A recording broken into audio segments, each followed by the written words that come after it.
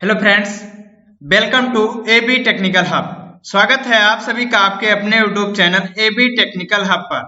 जैसा कि आप सभी को मालूम है, एबी टेक्निकल हब पर ITI previous year question paper के हल का सीरीज चल रहा है।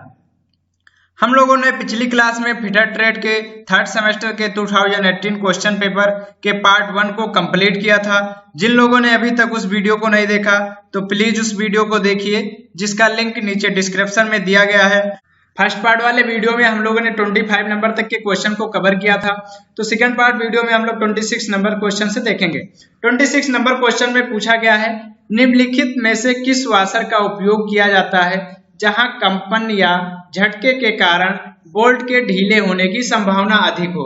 क्वेश्चन में पूछा गया है वो कौन सा वाशर है जिसका प्रयोग वहां पे करते हैं जहां पे कंपन या झटके लगने की संभावना अधिक बनी रहती है। तो आइए सबसे पहले हम लोग जानते हैं वाशर क्या होता है, इसका प्रयोग कहाँ पे करते हैं और किस मेटल के बनाए जाते हैं।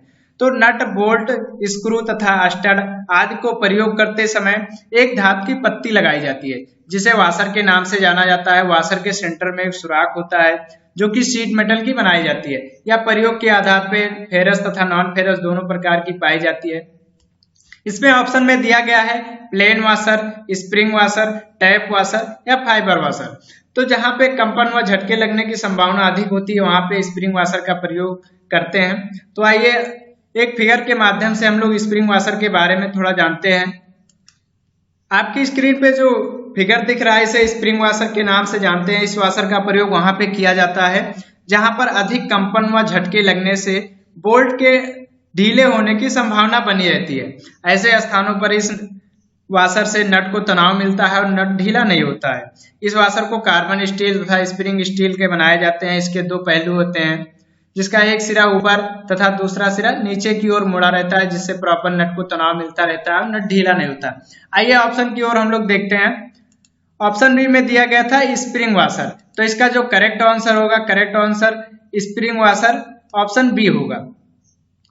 ऑप्शन सी में दिया गया है टैप वाशर। आइए टैप वाशर के बारे में हम लोग थोड़ा जानते हैं क्या होता है। इस वाशर की खास बात क्या होती है कि इसका टैप जो है एक या दो पहलू में बना होता है, जिनको नट कसने के बाद ऊपर नट को मोड़ करके लॉक कर दिया जाता है। इस वाशर का प्रयोग नट को लॉक करने में ही किया जाता है। इसे एक दूसरे नाम से भी जाना जाता है जिसको चैम्फर्ड वाशर के नाम से कहते हैं।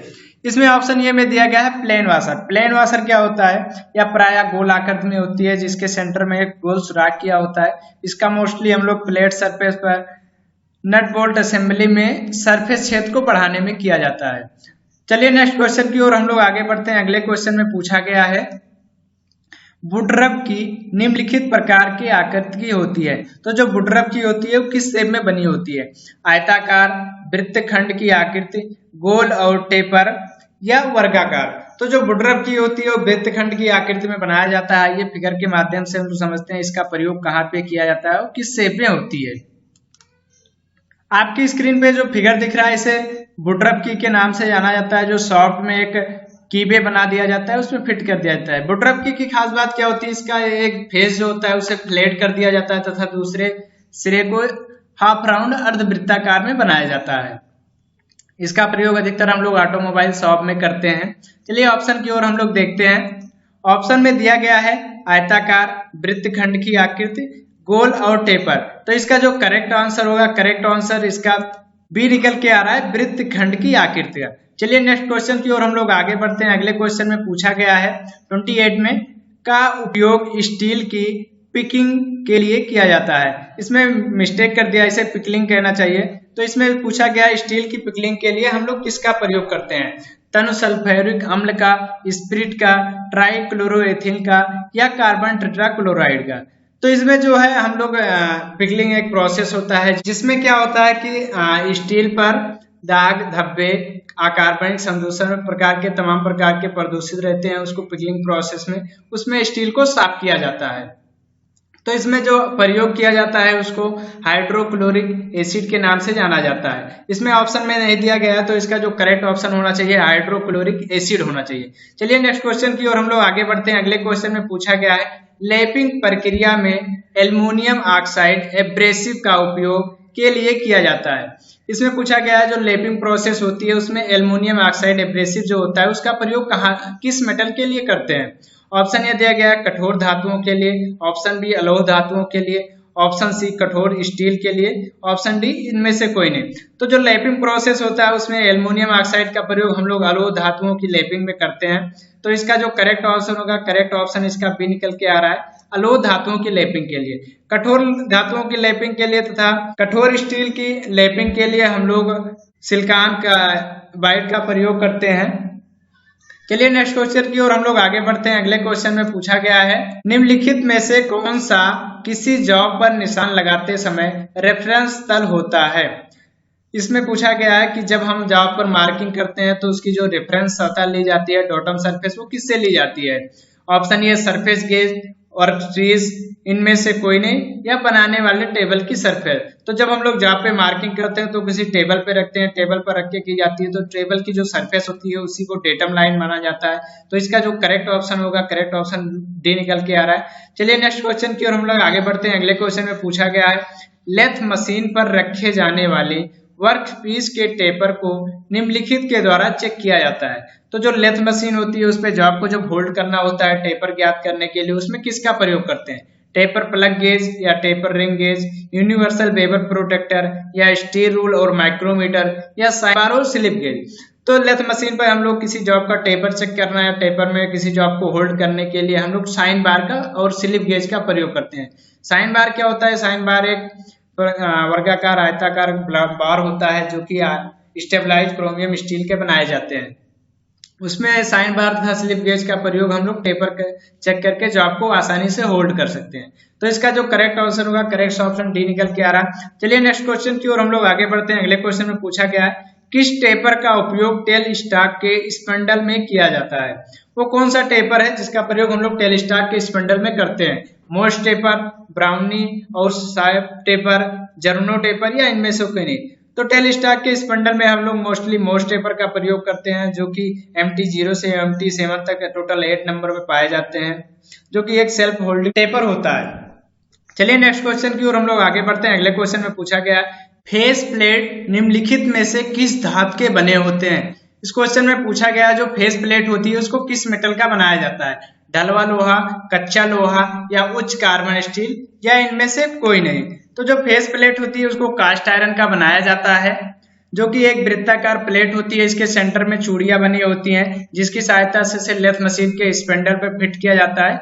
इसमें आयताकार अथवा टी स्लॉट कटे होते हैं जिनके माध्यम से नट बोल्ट के द्वारा इसमें जॉब को होल्ड किया जाता है। इसका मेन पर्पज होता है कि जो इनरेगुलर शेप वाले जॉब होते हैं उसको होल्ड करके लेथ मशीन पर आसानी से मशीनिंग ऑपरेशन किए जा सके। तो इसका जो करेक्ट आंसर होगा, करेक्ट आंसर ये होगा ढलवा लोहा। चलिए नेक्स्ट क्वेश्चन की ओर हम लोग आगे बढ़ते हैं। अगले क्वेश्चन में पूछा गया है टेपर टर्निंग संलग्न का उपयोग करने के लिए सेटिंग कोड की गणना निम्नलिखित सूत्र द्वारा की जाती है। तो जो टेपर टर्निंग होता है उसकी सेटिंग करने के लिए किस फार्मूले का यूज किया जाता है। ऑप्शन ये दिया गया है tan theta equal to d minus D upon 2l। Option B दिया गया है tan theta equal to d minus D upon l। Option C दिया गया है tan theta equal to 2d upon d minus D. Option D दिया गया है tan theta equal to 2 upon d minus D. तो इसका जो करेक्ट आंसर होगा, करेक्ट आंसर ये निकलेगा tan theta equal to d minus D upon 2l। इसमें जो स्मॉल डी होता है उसको छोटे व्यास के नाम से जाना जाता है, जो कैपिटल डी होता है उसे बड़े व्यास के नाम से आइडेंटिफाई किया जाता है, तथा यल होता है जो टेपर लंबाई होती है। चलिए नेक्स्ट क्वेश्चन की ओर हम लोग आगे बढ़ते हैं। अगले क्वेश्चन में पूछा गया है यदि वायर गेज में संख्या आकार बढ़ता है तो वायर की मोटाई होगी। तो जो वायर गेज होता है उसको SWG के नाम से जाना जाता है, स्टैंडर्ड वायर गेज। उसकी खास बात क्या होती है कि उसमें जो नंबर ऑफ साइजेस बढ़ते हैं तो नंबर बढ़ने से उसका जो साइज होता है वो घट जाता है। तो उसमें जो साइज मापे जाते हैं वायर या सीट वगैरह के, उसकी साइज घटते जाती है। जैसे जैसे नंबर बढ़ते जाएंगे वैसे वैसे उसकी साइज घटती जाती है। तो इसका जो करेक्ट आंसर होगा ये होगा कम होते जाते हैं। चलिए नेक्स्ट क्वेश्चन की ओर हम लोग आगे बढ़ते हैं। अगले क्वेश्चन में पूछा गया है नट एक है क्या, अस्थायी फास्टनर, अर्धस्थायी फास्टनर या अस्थायी फास्टनर या इनमें से कोई नहीं। तो नट एक प्रकार का टेम्पोररी फास्टनर होता है जिसका प्रयोग 2 या 2 से अधिक पार्टों को असेंबल करने में किया जाता है। तो इसका जो करेक्ट आंसर होगा, करेक्ट आंसर ये होगा अस्थायी फास्टनर। चलिए नेक्स्ट क्वेश्चन की ओर हम लोग आगे बढ़ते हैं। अगले क्वेश्चन में पूछा गया है निम्नलिखित में से किस यंत्र का उपयोग पहाड़ियों और घाटियों के सरफेस को चेक करने के लिए किया जाता है? इसमें पूछा गया क्वेश्चन में जो हिल्स एंड वैलीज होती हैं सरफेस पे, उनको चेक करने के लिए किसका प्रयोग करते हैं? आमीटर के द्वारा, डायल गेज के द्वारा, या बैरोमीटर के द्वारा, या प्रोफाइल मीटर के द्वारा? तो इसका जो करेक्ट आंसर होगा, करेक्ट आंसर डी होगा, प्रोफाइल मीटर। प्रोफाइल मीटर के द्वारा हम लोग सरफेस की हिल्स एंड वैलीज को चेक करते हैं। चलिए नेक्स्ट क्वेश्चन की ओर हम लोग आगे बढ़ते हैं। अगले क्वेश्चन में पूछा गया है वह स्थान जहां बेरिंग फिट किया जाता है, जाना जाता है, जो बेरिंग होता है उसको फिट किया जाता है, उसको क्या बोलते हैं?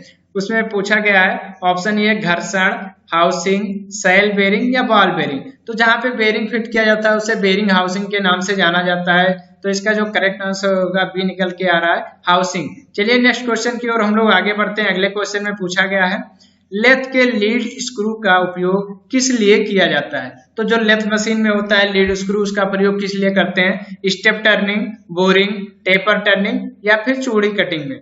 तो जो लीड स्क्रू होता है उसका मेन उद्देश्य होता है थ्रेड कटिंग में यूज करना, थ्रेड कटिंग में उसे प्रयोग किया जाता है। तो इसका जो करेक्ट आंसर होगा डी निकल के आ रहा है, चूड़ी कटिंग में। चलिए नेक्स्ट क्वेश्चन की ओर हम लोग आगे बढ़ते हैं। अगले क्वेश्चन में पूछा गया है लंबे जॉब को मोड़ के दौरान आने वाले झुकाव से निम्न में कौन सुरक्षित रखता है? तो जो लंबे जॉब होते हैं उन पे जब मशीनिंग ऑपरेशन किया जाता है तो मुड़ न जाए, इसके लिए किसका प्रयोग करते हैं?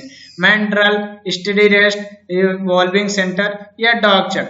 तो इसमें बहुत सारे लंबे जॉब होते हैं जिन पे मशीनिंग की जाती है, तो मशीनिंग के ऑपरेशन पे कटिंग फोर्सेस के कारण वो झुक जाते हैं। तो झुकाव से बचने के लिए हम लोग उस पे स्टेडी रेस्ट का प्रयोग करते हैं। तो इसका जो करेक्ट आंसर होगा, करेक्ट आंसर भी होगा। चलिए नेक्स्ट क्वेश्चन की ओर हम लोग आगे बढ़ते हैं। अगले क्वेश्चन में पूछा गया है टेल स्टॉक के द्वारा टेपर काटने की विधि को जाना जाता है। तो जो टेल स्टॉक होता है उसके द्वारा हम लोग टेपर काटते हैं, तो टेपर वो कौन सी मेथड होती है? ऑप्शन ये दिया गया है coping, option B offset, option C लंबे नोज औजार, या ऑप्शन डी टेपर टर्निंग। तो उसे टेल स्टॉक ऑफसेट करके जो टेपर टर्निंग किया जाता है उसे टेल स्टॉक ऑफसेट के नाम से जाना जाता है। तो इसका जो करेक्ट आंसर होगा बी निकल के आ रहा है, ऑफसेट। चलिए नेक्स्ट क्वेश्चन की ओर हम लोग आगे बढ़ते हैं। अगले क्वेश्चन में पूछा गया है जॉब को एंडलिंग के लिए राख या किस में रखा जाता है? तो जॉब की एंडलिंग प्रोसेस क्या होती है? उसमें मेटल को हीट किया जाता है, उसके बाद उसे किसी राख या फिर चूना पत्थर वगैरह में उसको दबा के रख दिया जाता है ताकि वो धीरे धीरे ठंडा हो। धीरे धीरे ठंडा होगा उतनी ही उसकी एंडलिंग प्रोसेस अच्छी होगी, जॉब सॉफ्ट बनेगा। तो इसका जो करेक्ट आंसर होगा ये निकल के आ रहा है चूना पत्थर। चलिए नेक्स्ट क्वेश्चन की ओर हम लोग आगे बढ़ते हैं। अगले क्वेश्चन में पूछा गया है एक्मे चूड़ी का सम्मिलित कोण होता है। तो जो एक्मे थ्रेड होती है उसका एंगल कितना होता है? Option A 30 degree, option B 29 degree, option C 47/1/2 degree, या ऑप्शन डी 60 डिग्री। तो इसका जो करेक्ट आंसर होगा 29 डिग्री होगा, क्योंकि जो एक्मे थ्रेड होती है उसकी थ्रेड 29 डिग्री पे रखी जाती है। चलिए नेक्स्ट क्वेश्चन की ओर हम लोग आगे बढ़ते हैं। अगले क्वेश्चन में पूछा गया है थ्रेड स्नैप का उपयोग किस लिए, क्या चेक करने के लिए किया जाता है? तो जो थ्रेड स्नैप गेज होता है उसका प्रयोग हम लोग बाहरी चूड़ी को चेक करने में करते हैं। तो इसका जो करेक्ट आंसर होगा बी निकल के आ रहा है, बाहरी चूड़ी। चलिए नेक्स्ट क्वेश्चन की ओर हम लोग आगे बढ़ते हैं। अगले क्वेश्चन में पूछा गया है थ्रेडिंग औजार को सही से फिक्स करने के लिए किसका उपयोग किया जाता है? तो जो थ्रेडिंग औजार टूल होते हैं उनको फिक्स करने के लिए किसका प्रयोग करते हैं? Try square, threaded gauge, centre gauge, या जॉब के फेस से संलग्न औजार। तो जो थ्रेडिंग औजार होते हैं थ्रेड काटने के लिए हम जब टूल को फिट करते हैं तो उसमें सेंटर गेज के माध्यम से उसको सेंटर में होल्ड किया जाता है। तो इसका जो करेक्ट आंसर होगा सी निकल के आ रहा है, सेंटर गेज। चलिए नेक्स्ट क्वेश्चन की ओर हम लोग आगे बढ़ते हैं। अगले क्वेश्चन में पूछा गया है कौन सा चक प्रतिवर्ती जा होता है? इसमें पूछा गया है कौन सा चक होता है जिसकी जा जो है उसको चेंज कर सकते हैं? कॉलेट चक, फोरजा चक, टेल स्टॉक, या हेड स्टॉक। तो जो फोरजा चक होता है उसके जा को हम पलट कर दूसरे साइड से भी उसको प्रयोग में ला सकते हैं। तो इसका जो करेक्ट आंसर होगा बी निकल के आ रहा है, फोरजा चक। चलिए नेक्स्ट क्वेश्चन की ओर हम लोग आगे बढ़ते हैं। अगले क्वेश्चन में पूछा गया है छेनी की अधिक भंगुरता को हटाने के लिए किया जाता है। तो छेनी क्या होता है? छेनी के द्वारा हम लोग चिपिंग ऑपरेशन करते हैं। चिपिंग ऑपरेशन छेनी को बनाने से पहले उसमें हार्ड हार्डनिंग और टेम्परिंग किया जाता है। हार्डनिंग इसलिए करते हैं ताकि वो जब एक दूसरे मेटल को आसानी से काट सके। हार्डनिंग करने के बाद उसमें भंगुरता आ जाती है। भंगुरता के गुण से बचने के लिए हम लोग उसमें एक प्रोसेस करते हैं जिसे टेम्परिंग के नाम से जाना जाता है।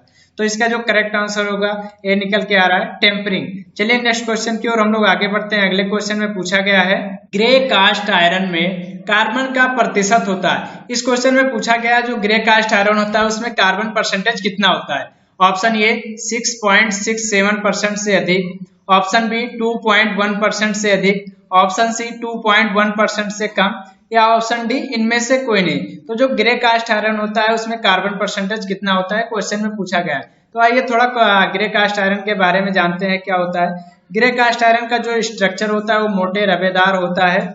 इसका जो रंग होता है वो भूरा, कार्बन युक्त, नर्म, कमजोर, पोरस तथा ब्रिटलनेस व सस्ती धातु होती है। इसका प्रयोग अधिकतर हम लोग ढलाई कार्यों में करते हैं जैसे engine block, engine cylinder, piston, roller मशीनों के फ्रेम व आधार।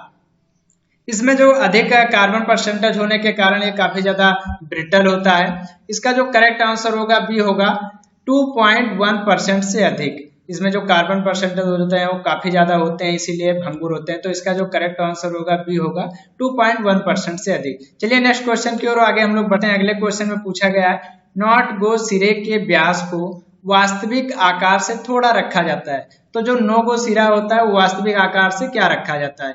इसमें गेज में नो गो तथा गो दो सिरे होते हैं। जो गो सिरे होते हैं वो मैक्सिमम व्यास रखे जाते हैं तथा नो गो सिरे होते हैं जो मिनिमम रखते हैं। तो इसका जो वास्तविक आकार से उसे छोटा रखा जाता है। तो इसका जो करेक्ट आंसर होगा, करेक्ट आंसर भी होगा छोटा रखा जाता है। चलिए नेक्स्ट क्वेश्चन की ओर हम लोग आगे बढ़ते हैं। अगले क्वेश्चन में पूछा गया है M16 × 55 में 16 क्या दर्शा रहा है।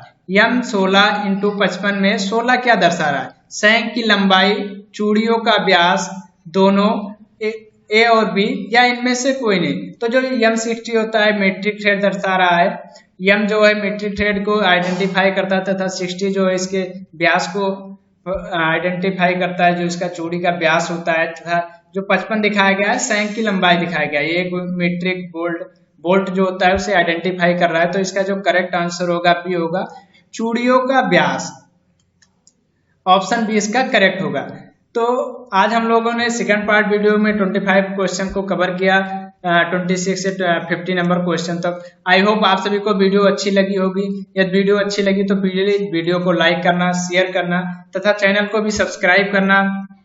यदि आप लोग टेक्निकल लाइन से कोई भी डिस्कशन करना चाहते हैं तो हमारे व्हाट्सएप ग्रुप को भी ज्वाइन कर सकते हैं, व टेलीग्राम, इंस्टाग्राम व फेसबुक ग्रुप को भी फॉलो कर सकते हैं जिसका लिंक नीचे डिस्क्रिप्शन में दिया गया है। Thanks for watching.